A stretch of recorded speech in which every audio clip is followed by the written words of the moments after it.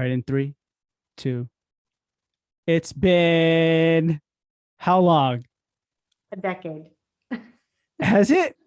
I, Honestly, I don't know. I legit came on and asked you when you finished your Invisalign. I think that was like on episode 6 of the Making of Smile and Co. Hey, we still get a ton of people listening to like episode 1, 2, 3, 4 of Smile and Co. And so Oh, that's amazing. there's even been people who use your name now. Fuck that Sweet. noise. Are we an explicit rating? I don't know. Sure. I don't know. But I think we're on here, guys. We're talking and we're gonna be making this happen because Ashley is opening up her 4th practice. Just kidding. Her second Just practice. kidding. Yeah, Yeah, her second no. practice. We're gonna do this all over again, Michael. Isn't that crazy? We're 4.5 years in. So my goal, honestly, people have like vision boards. Like I had a vision board that when Smiling Co. turned 5, I would theoretically have another location. Oh, really? And yeah, like I didn't actually talk about that out loud because when you say things out loud, I don't It's like know. real. It's like real. Yeah. Yeah, it's like really real. And I had that on my mental vision board, and now it's actually happening, which is crazy. You've had Smile and Co for 5 years now? In September will be 5 years. How's everything coming along in Smile and Co? I feel like the last time we spoke, your team was huge. You were Mhm. like hired more. I feel like you're always hiring new people. Have you hired more now? No, but I'm looking to hire okay, but check me out. Okay, so I have two other docs besides me, Dr. Tiffany and Dr. Cassie. They're both there part-time. And I currently have 4 assistants in the back. But I want to take Colin, who's like my main assistant. She's the back office manager. I want to take her out of chairside completely Mhm. because I need help organizing the retreat, the the second location, as well as the podcast stuff. So basically, like my executive assistant. So now I'm looking for another assistant, another RDA to replace Colin. I remember, dude, like a long time ago, you were picking and deciding, like, I don't know if I should open a second location or if you just wanted to. And I remember you were like, I just want to blog. That's it. I just want to write and blog. And then I mean, I you, still want to do that. and now you, I feel like you said, forget it. I'm just going to do everything and not pick and choose. Oh my gosh, I am I'm like a mess. I mean, you already know that. I want to do everything. In fact, before we recorded, I just showed Michael the new camera gear that I bought because I have visions of grandeur. And I think I'm going to start vlogging. But I am going to start vlogging because I really want you guys to see all the behind the scenes that happens, not just on a day to day at Smile and Co, but also this is how we are planning a retreat. This is all the things that we're doing for the second location. And so next week, Brian and I are actually flying to Denver, and we're going to start the whole design process for Smile and Co number 2. So Why I'm Denver? because that is where my architect is. So this time I used an architect. Last time you did it? Last time I designed the floor plan myself. Did you Uh-huh. remember that? Yeah, I remember that. Of course. So I designed the floor plan myself. And I mean, I love my first location, but I definitely squeezed all the juice I could get out of that 1900 square feet. And I mean, I don't have a private office anymore. We don't really have a break room. We don't have parking. So when I told Brian that, like, hey, I want to potentially hire an architect to do this because I want to build my dream practice. Not that Smile and Co, the first one, wasn't my dream practice. Mhm. It's beautiful. I I love how our office turned out, but I also know what my limitations are. And I love architecture just in general. I like love looking at buildings and design. And I know that I wanted the second location to be even bougier than the first. Yeah. Yeah. How when did you secure the location?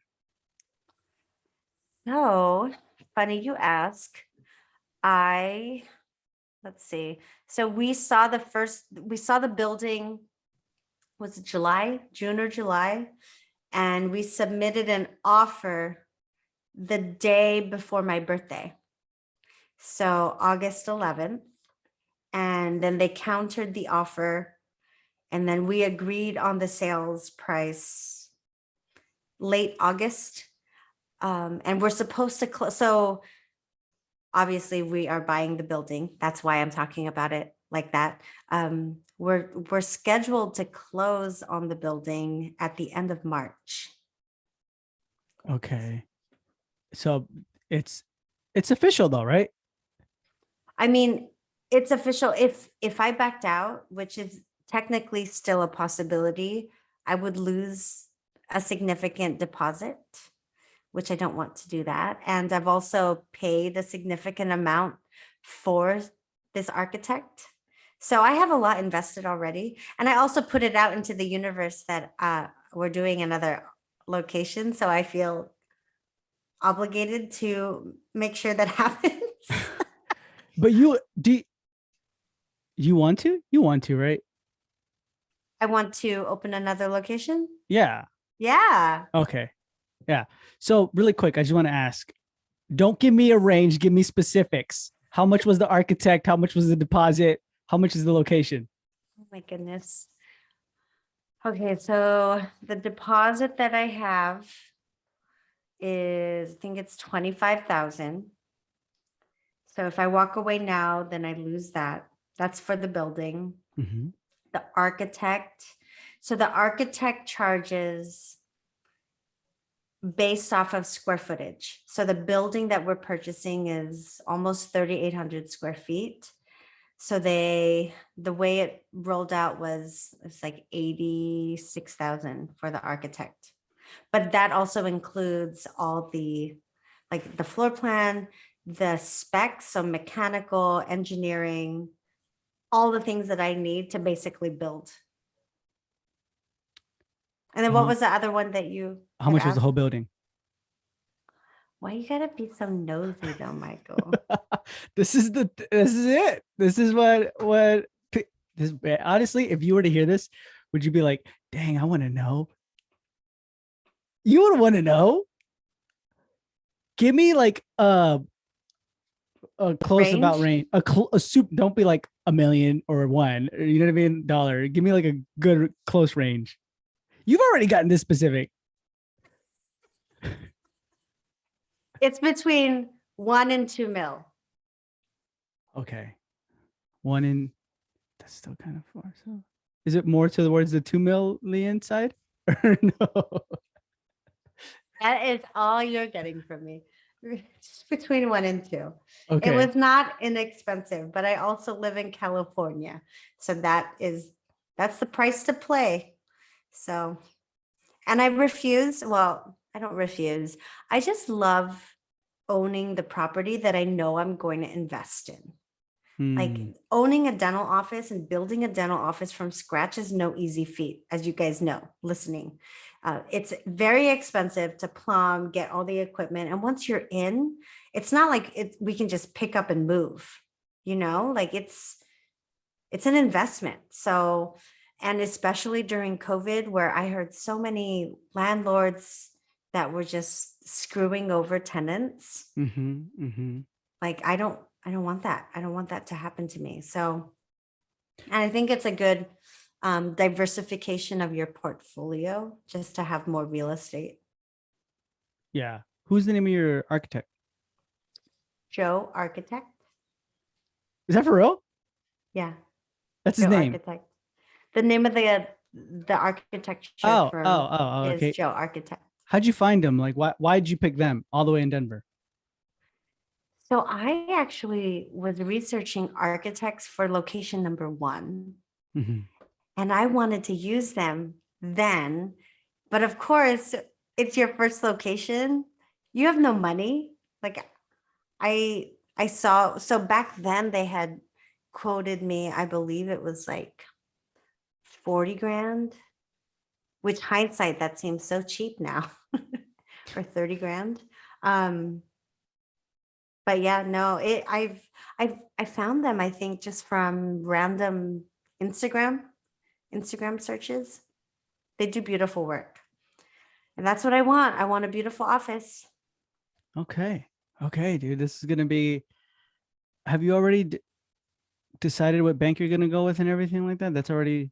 I did. I did. So so my original loans for the first location were all with Wells Fargo. I don't know if you're aware, but Wells Fargo, they basically screwed over their clients during COVID and that Mhm. whole PPP situation. They, even though I had all of my money invested in Wells Fargo, they couldn't even give me PPP. So I had to go to like some online bank to get funding. And after that, I said, okay, well, screw this. I am switching from Wells Fargo to anyone else. Like I was so not happy with their customer service. Mhm. And then for the second location, I basically was working with First Citizens Bank and Bank of America. And then in the end, after a lot of back and forth between both banks, I ended up basically pitting them against each other to give me the best deal. I mean, it's like dating, right? Or so What? I've told.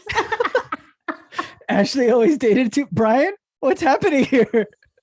She always dated two people. Yeah, you guys pitted against each other for I'm me. kidding. No, like I've never dated more than one person at a time. So, but I've heard that's what happens when you're like, okay, never mind. This is going down a really awful rabbit hole. Thanks, Michael.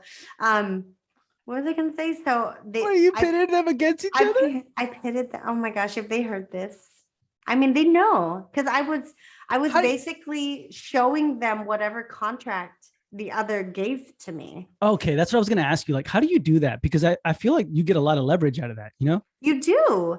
You do. I mean, they have to know that they're not the only bank that you're looking at getting funding from. Mm-hmm. So I showed one contract to the other and vice versa. And then in the end, Bank of America was able to secure me better rates. What were your rates? You know, I have no idea anymore. I was going to do my homework and print all of this stuff out right before we recorded, but you know, I never got around to doing that. Can you keep me posted? I'll give you like a more in detail Okay, yeah, no, episode next time. that's good because this is gonna be like more of An overview. overview. Yeah, and Like let's get caught up because we haven't talked in ages. I know. Let me ask you on your practice number one, Folsom. They're both in Folsom, right? Or no? No. The other one is in a secret location that I will not reveal yet until I've completely closed on the building, just in case, you know. Oh, in Some, case somebody else hears and they're like, "Oh, I want it," or no? I just, I don't want to count. Wait, what is it? I don't want to count my eggs before they hatch. No, is that the same? Did I make that up? I never heard that, but No. that that's kind of cool. Yeah, you don't want to count your eggs before they hatch. Or is that even a saying? If that's not a thing, I think I made it up. I don't know. Um, I just don't want to jinx it before it's really mine. Yeah, yeah. Yeah. No, I Yeah. get you. No, at the same time, like I wouldn't want to put it out there and then some, you know what I mean? But But it really is a legit startup number two because it's not going to pull from my first location, the patients. oh yeah, because of Because Distance? yes, they're far enough apart that they're not going to mix and mingle. Can I ask how far is it from your like home, like a rough range? It's between 30 and 45 minutes. Okay, that's not that bad then. Because I was thinking like, oh man, you're gonna be, you know what I mean? Yeah. Traveling to one, and what if they need like utensils? I don't know. You know what I mean? I just that could be that could be far. What if they need utensils? I don't know. Like, you know what I mean? Out Like, of everything dental related, you said utensils. I don't know, anything, you know what I mean? Like, or a team member has to go or blah, blah, you know what I Yeah. mean? Anything Yeah. like that. But okay, that makes sense. No, I was gonna ask on your first practice, did the parking situation, did your neighbor ever move out or anything or no? No, that fucker, he's still there. Is he still upset? I mean, he still gets upset if somebody accidentally parks in his spot. So Wow, man. he's just a very grumpy old man. So we just don't try to mess with him. What's been like the biggest struggle so far from your first startup trying to transition to a second one? Like, I feel like there's a lot of struggle mentally, like getting your mindset there sometimes, because I feel like sometimes you're like, let's do it. And then you're like, "Nah, shit, we're good where we're at." Yeah, no, oh my gosh. I think I struggled with that for 8 months. Wait, whenever I first saw the building till, so we first saw the building in June, I think. So I have a therapist that we talk like every other week. This was literally the topic of conversation for 6 months, because I am very bipolar. Like I like the idea of new and exciting and building again from scratch. But I also struggle with overhead, and it's a lot of debt. And we're in California where nobody needs another dental office. And also just the expectations of what if this isn't as successful as I'm hoping it to be? What if we're not achieving that same level of success as the first location? Like it's almost harder. The pressure is on, I would say. Whether or not that's self-imposed pressure, I feel it. So it was like, well, do we grow, or do I count my blessings that everything is going great in location number one? But in the end, like it's in my DNA to create new stuff, whether it's a podcast or another location or even starting a retreat. Like I just love the idea of starting something that didn't exist before. Mm-hmm. A really quick side note: how fun is it to podcast? Oh my gosh, if I could just talk all day. It's like the best day. I mean, I already feel like I talk all day. Just give me a freaking microphone. Like I just want to listen to people's stories. I mean, I don't get me wrong, I love dentistry, but I only love certain aspects of dentistry.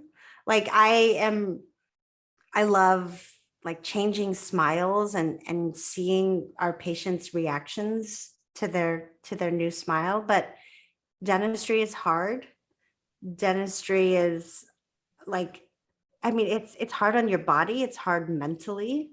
And I know that I'm not a good, it's funny because I'm about to open a second location, but I know that I'm not a good like manager. I don't want to manage people. Mhm. I don't want to manage the money. Like the business part is where I love to delegate to someone who is way more equipped to handle that stuff. Yeah. I want to just build. I think I'm just a squirrel, a serial entrepreneur. That sounds better than a squirrel, but I'm pretty squirrely.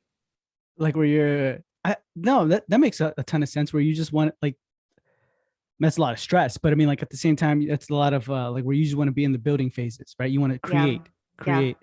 And I like that. Like, I know I like to do that too, but for you, it's interesting you say that you just want to delegate the business side of dentistry, because I feel like a lot of people try and sell other dentists on that.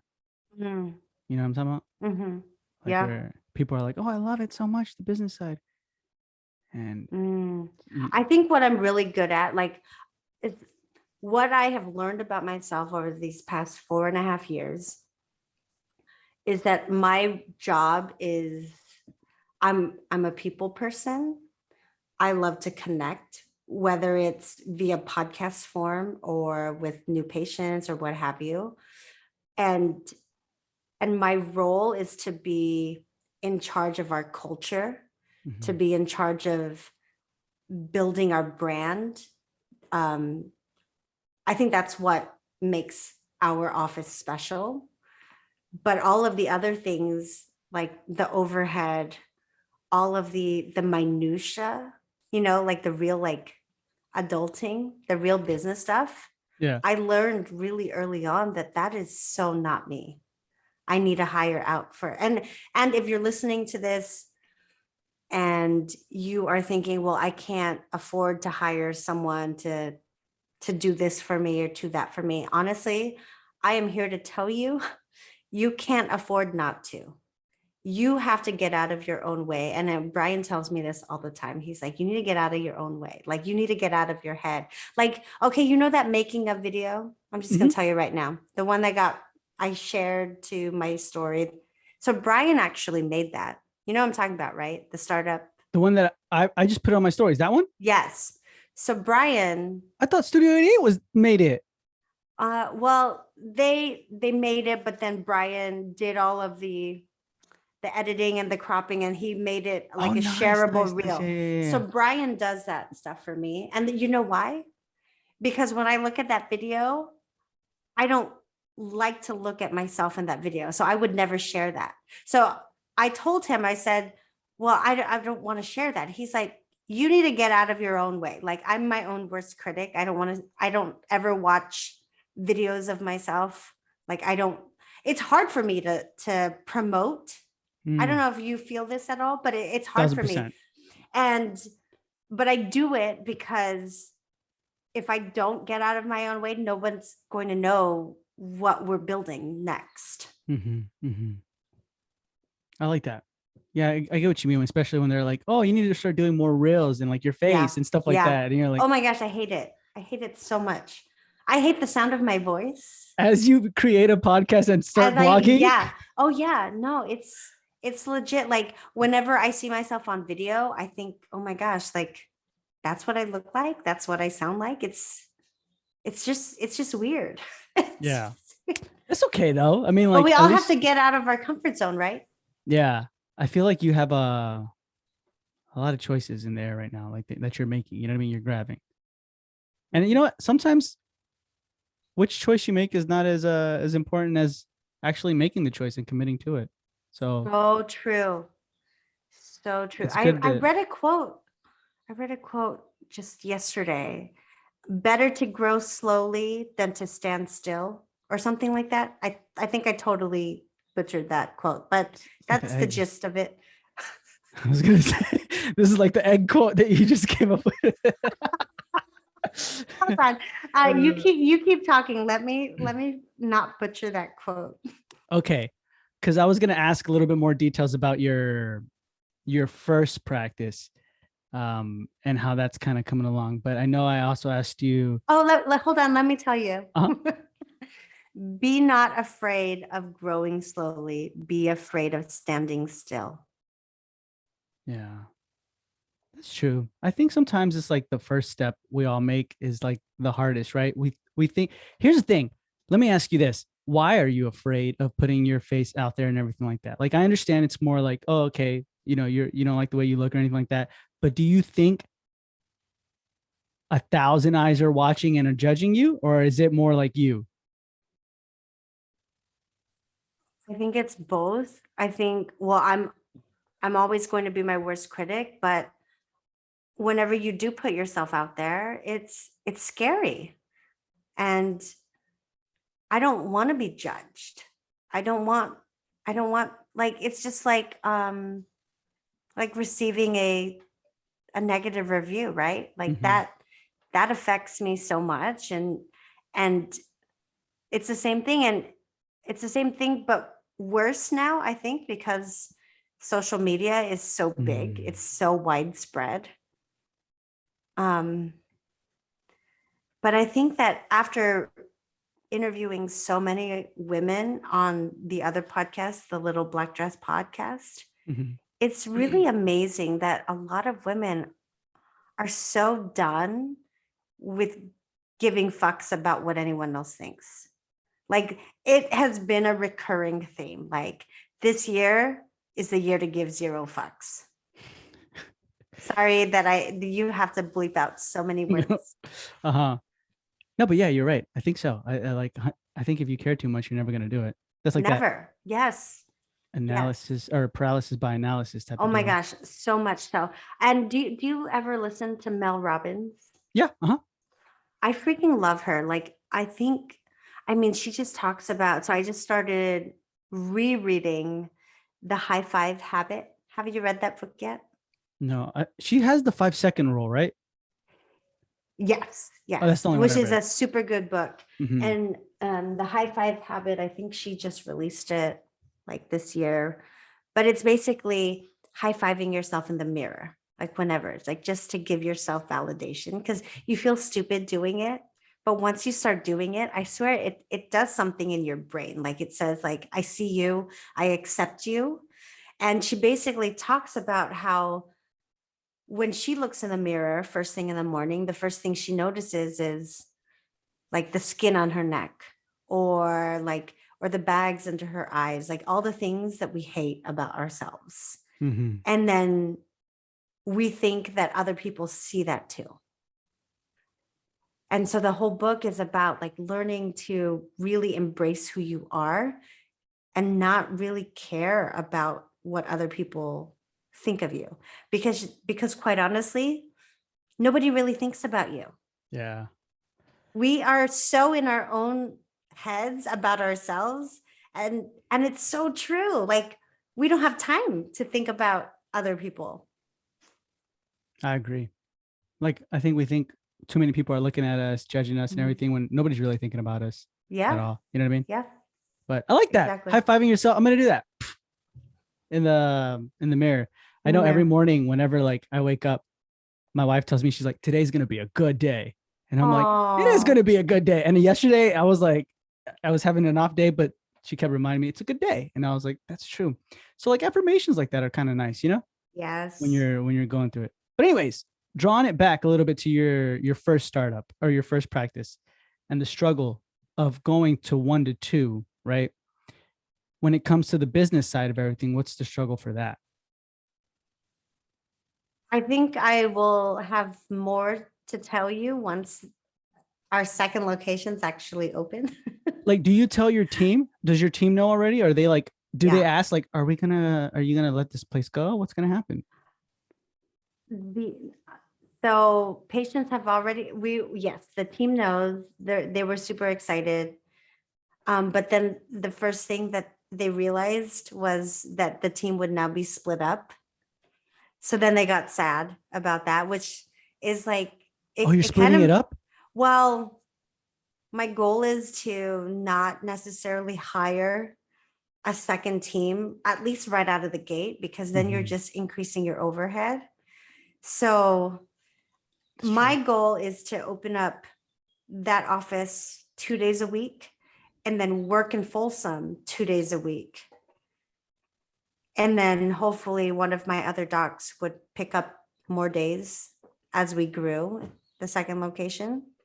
But yeah, like they're super excited. What was the question? I am so You win. You win People- way off. They're don't super excited. don't What you was the miss recording with me, Michael? Like, God. that's funny, man. No, I said, what was the question? I think it was about The biggest challenge going from one to business side, two. yeah. But then I asked, like, does your team know? But then you said they're gonna be split up. And I was like, oh my gosh, you're splitting up the Oh team. yeah, Mhm. yeah. So that's the plan, to split them up.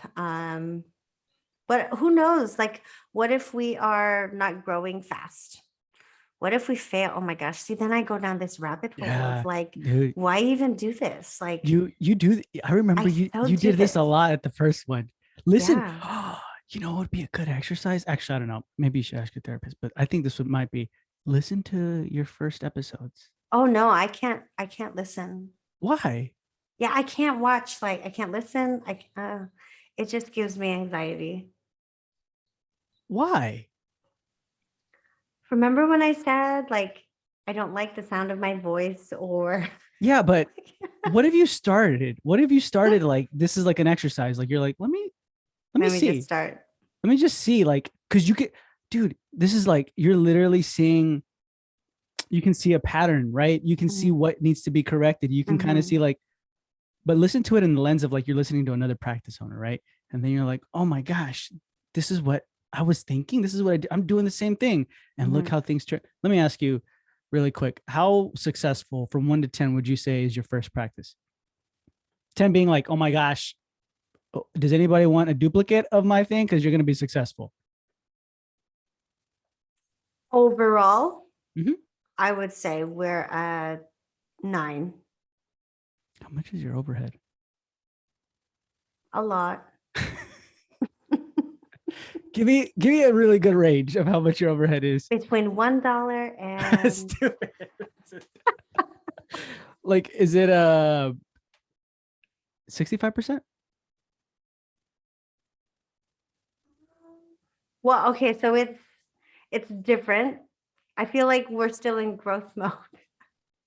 That's And why that's why our overhead is high, because I like this past year because I've known that a second location is happening, I started buying stuff for that next office mm, already.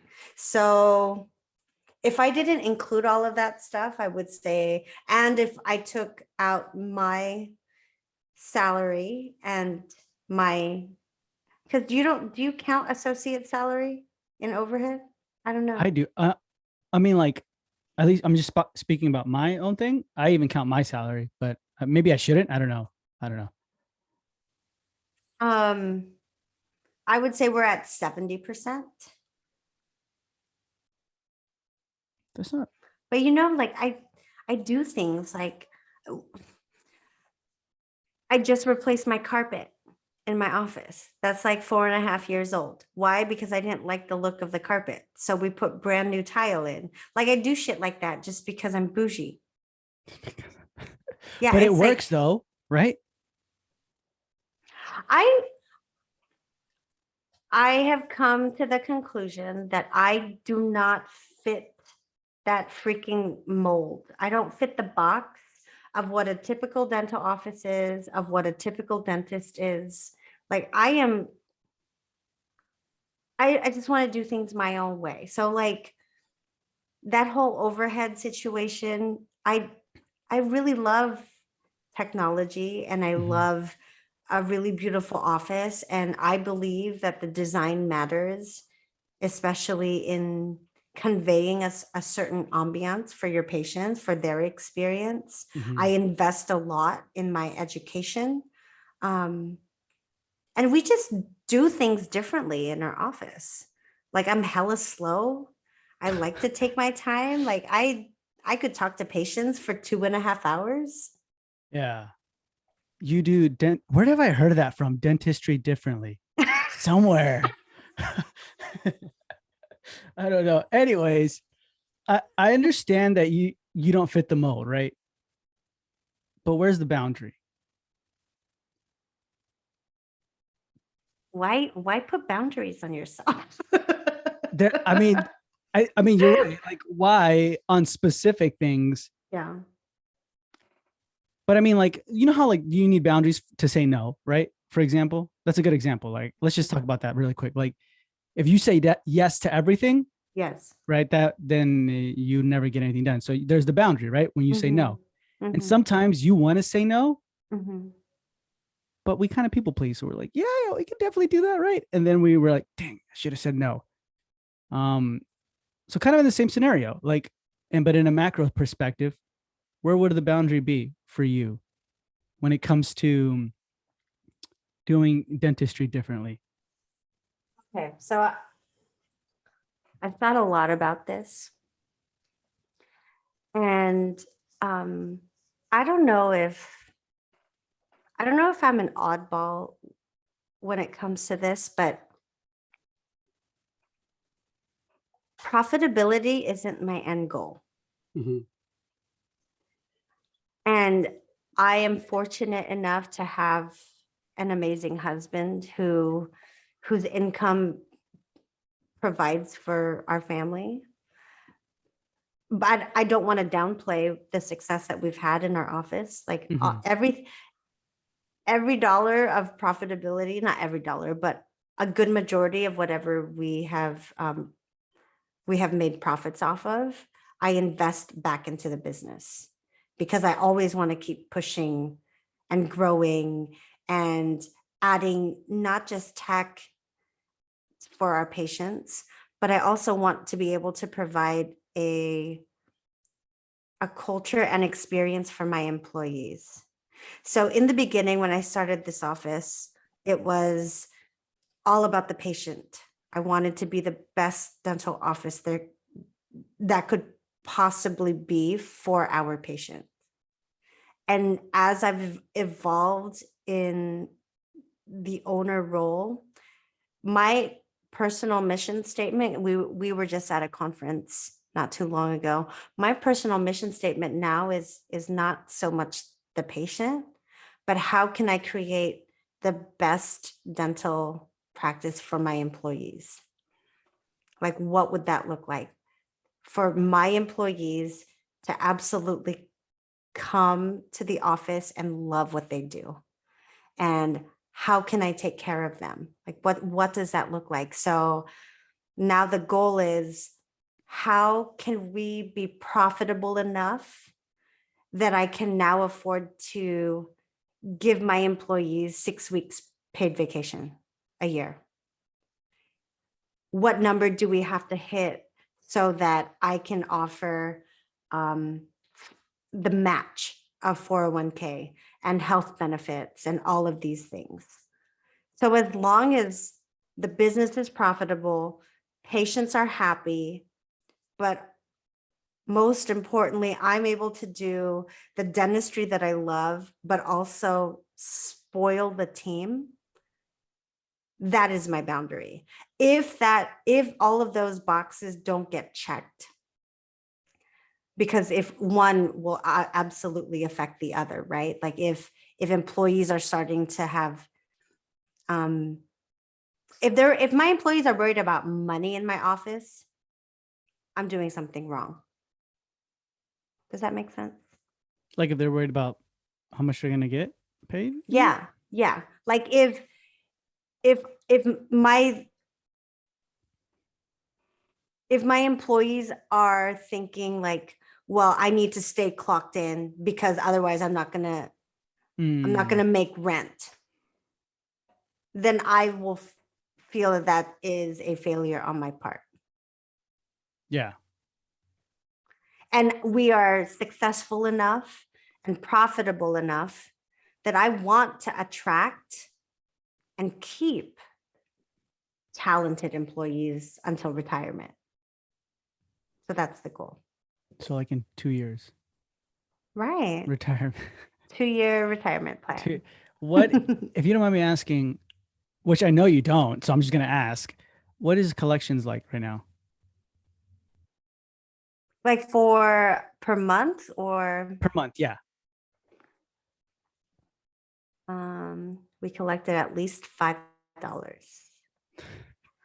At least five Um, dollars to 5 million is the range. Because well, I think that's really good to have that perspective when it comes to like your employees and everything. But what about the people who aren't there yet? What if they're like, man, I'm having a hard time to even find a good employee. These people, I kind of trust them. I don't have that full 100% trust like you do, Ashley. But I mean, this is all I got right now. You know what I mean? Like they've Yeah. never reached to that level where it's like, hey, I prefer to have an upset employee instead of two 1 stars. You know what I mean? Yeah. And vice versa. Um, yeah, honestly, it's a hard question to answer because obviously if you're just starting out and you're worried about overhead and making payroll, you can't think about offering X amount of vacation. And it also depends too on, are the employees you have now, are they worthy of those benefits? But also, like, what are you paying? Like, it's the chicken or the egg, right? Like if you are looking for bottom of the barrel, like I can only pay you X amount per hour, but you're expecting a Ritz-Carlton level of service from this employee, I think that doesn't match. I know that my team now, like it was an evolution. I did not start off at all with the team that I have now. Mhm. I feel very blessed to have the amazing ladies I get to call my colleagues. Like they're awesome. And I never thought that within 4 years I would be able to fly 11 of us to Arizona and pay for their flights and hotel rooms and a conference. But that's the caliber of the women I get to work with. And they also understand that the the goal for me to be able to provide them all of the things that I would like to is a group effort. So they are all watching each other's back. They're all watching the schedule. If someone falls off, I have the girls up front, Judy and Julie. They're calling to get more patients in. If my hygienists have a hole in the schedule, they're going through their list of patients and making recommendations or contacting those patients themselves.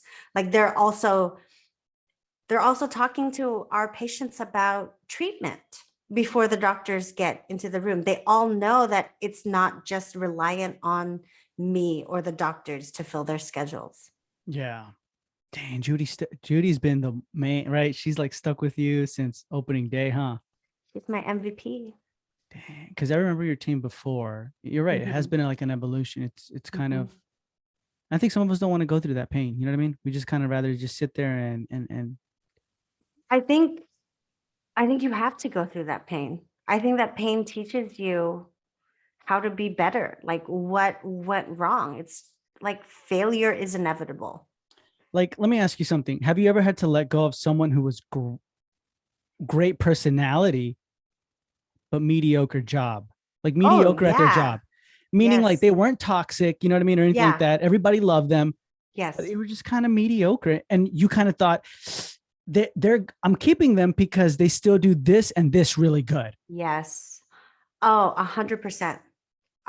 Yes. When was the And breaking point? oh gosh.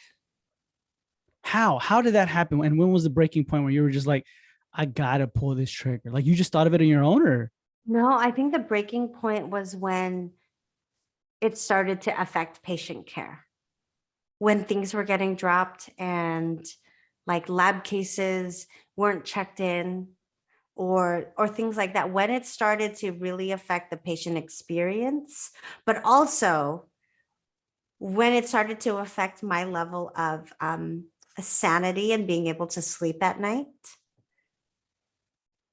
Because I mean, you you always hear about those toxic employees that you have to get rid of right away. yeah, But the real danger, the really dangerous ones are the ones like what you said, the ones who are great with the patients and can smile, but are also not reliable. And you can't hold them accountable for anything. And Mhm. so I don't know if I told you, no, I probably didn't, but I started um, a consultancy. I have a consultant now. And Wait, you're a consultant, or you no, started? no, no, I started coaching with them.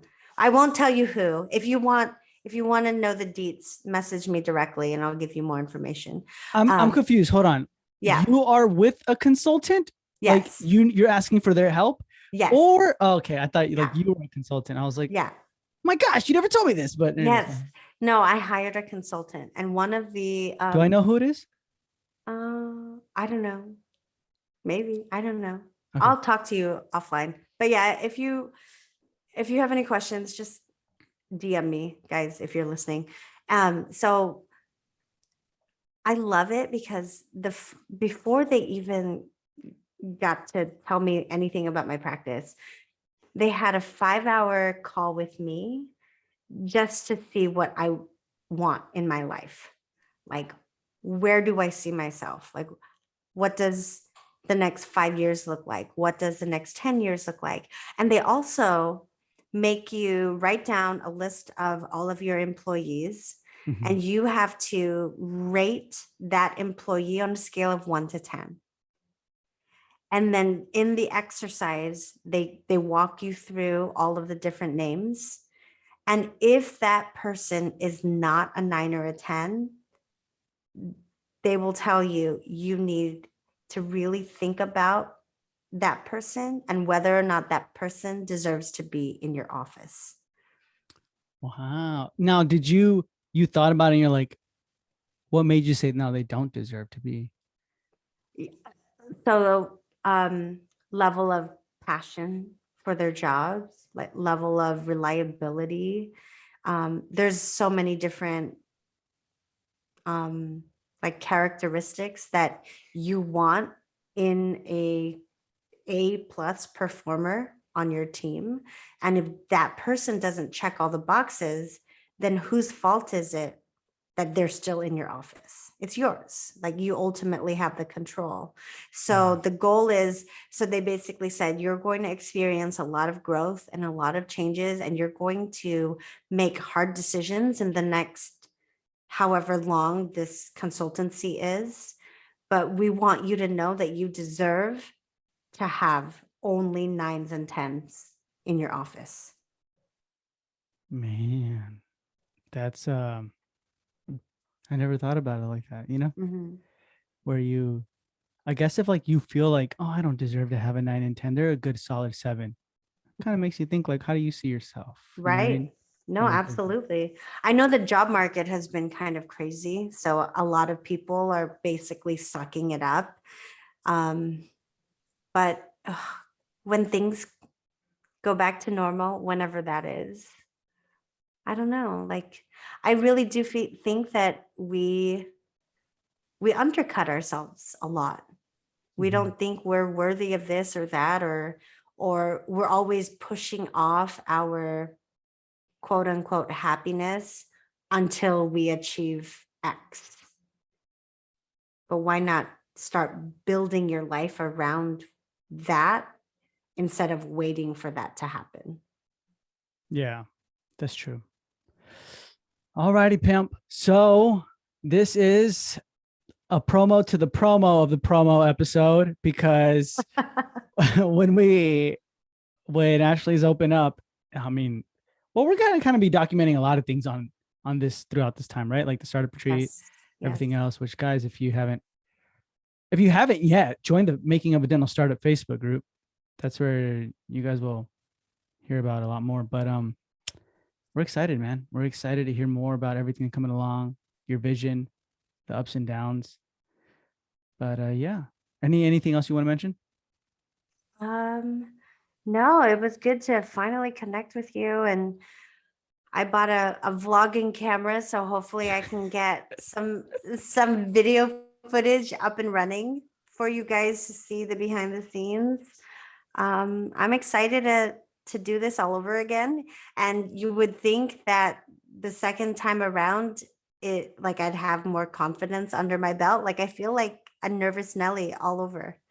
It's gonna be another ride, and you guys are gonna be privy to it. So make sure to listen to future episodes and watch what we're doing, and make sure to come to the retreat, Napa Valley, November 16th to 20th. It's going to be an incredible 4 days of connection, of wine drinking, and making memories. Yeah. Awesome, guys. So with that being said, Ashley, sign us out. Thank you guys for listening to another episode of The Making of. We are so grateful for all your support. Make sure to join the group, like what Michael said. Make sure to message us if you have any questions about specifics, and we will catch you next week, hopefully. Guys. Bye, guys.